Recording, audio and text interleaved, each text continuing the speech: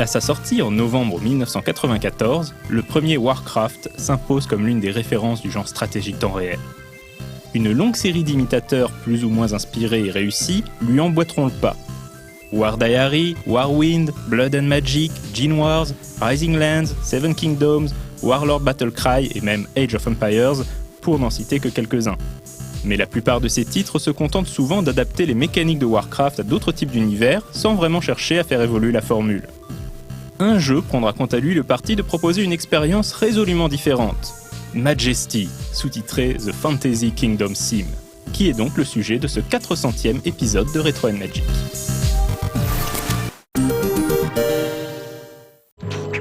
En apparence, Majesty ressemble pourtant à n'importe quel autre jeu de stratégie temps réel médiéval fantastique. On retrouve un univers de fantasy peuplé d'elfes, de nains et autres créatures plus ou moins fréquentables, son château qu'il ne faudra pas perdre sous peine de game over, des bâtiments à construire pour recruter divers types d'unités et rechercher des technologies, et des ressources à collecter, le tout en vue 3D isométrique. Sauf que la ressemblance s'arrête là. Le gameplay de Majesty est en effet aux antipodes de celui d'un Warcraft. La spécificité de Majesty, c'est que le joueur n'a pas le contrôle direct de ses unités. En tant que suzerain du royaume, il va donner des ordres à un plus haut niveau. S'il ordonne la construction d'un bâtiment, les ouvriers vont se mettre au travail d'eux-mêmes. S'il fait construire des tours de garde, la milice n'a pas besoin d'ordre de sa part pour commencer à faire sa ronde. Des maisons apparaissent toutes seules au fur et à mesure que grandit le royaume. Et le collecteur d'impôts ira de porte en porte collecter la dîme pour remplir les coffres. On ne lève pas non plus d'armée dans Majesty. À la place, on recrute des héros, qui vivront ensuite leur vie. Ils explorent le royaume, tuent des monstres et dénichent des trésors, gagnant expérience et nouvelles capacités. Et encore une fois, le joueur n'a aucun contrôle direct sur eux. S'il veut que ces héros effectuent une tâche en particulier, comme explorer une région ou détruire un nid de monstres, son seul recours est d'offrir une récompense. Chaque héros a sa personnalité propre et ses propres raisons de partir à l'aventure.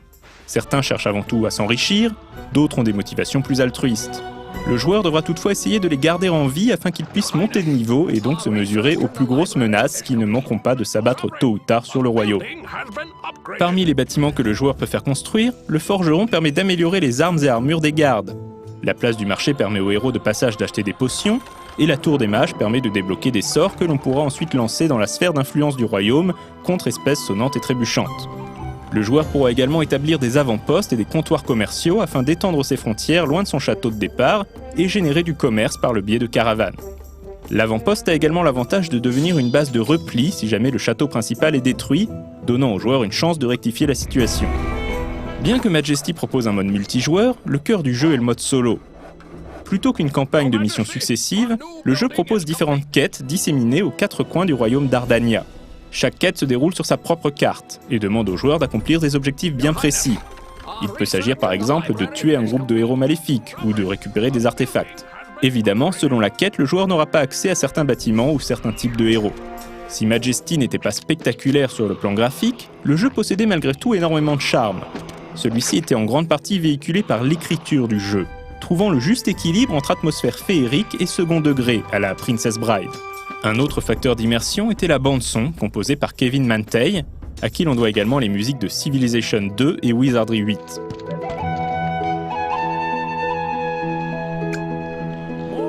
Le jeu a également quelques défauts. Par exemple, l'intelligence artificielle des héros et autres citoyens du royaume laisse un peu à désirer, et on aimerait parfois, juste un instant, pouvoir leur donner un ordre clair et précis. Majesty est la création de Jim Dubois, l'un des game designers du studio Cyberlore. Fondé au début des années 90 par d'anciens membres de Strategic Simulations Inc., Cyberlore avait notamment développé Al-Qadim, dont on a déjà parlé dans un précédent épisode de Retro & Magic. Le studio, basé à Northampton, dans le Massachusetts, s'était par la suite spécialisé dans la réalisation d'extensions pour des jeux à succès. On leur doit par exemple Beyond the Dark Portal pour Warcraft 2 ou The Price of Loyalty pour Heroes of Might and Magic 2. Sorti en 2000, Majesty est l'une des quelques créations originales du studio, même si l'on peut y retrouver de multiples influences. Outre Warcraft et Heroes, il y a aussi un peu de Dungeon Keeper et même de Settlers dans Majesty. Mais le studio parvient à transcender ses inspirations pour offrir une expérience semblable à aucune autre. Majesty ne rencontrera pas un énorme succès, mais saura néanmoins trouver son public. Cyberlore sortira une extension à Majesty en 2001, baptisée The Northern Expansion. Cet add-on ajoutait de nouveaux terrains, bâtiments, héros et créatures et étoffait le mode multijoueur. Malheureusement, Cyberlore Studios ferma en 2005, suite à la faillite de son éditeur Id Games. La suite, imaginée par Jim Dubois, Majesty Legends, ne vit donc jamais le jour. The local blacksmith offers new services.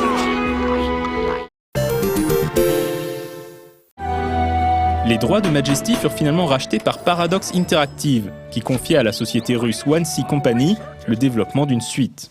Sorti en 2009, Majesty 2 sort un peu du cadre de Retro and Magic, mais puisqu'il n'a pas fait l'objet d'une critique sur No Life à l'époque, autant l'inclure dans cet épisode par souci d'exhaustivité. Majesty 2 reprend la formule du premier épisode et on en retrouve l'essentiel du gameplay.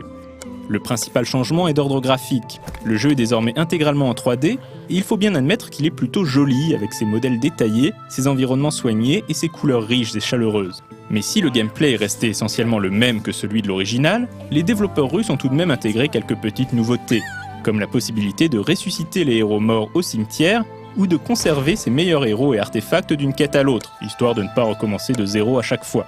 Malheureusement, Majesty 2 oublie au passage de rectifier les défauts du jeu de Cyberlore, en particulier les problèmes d'intelligence artificielle. Les héros sont même encore plus bêtes dans ce deuxième épisode, ce qui finit par ruiner purement et simplement le plaisir de jeu.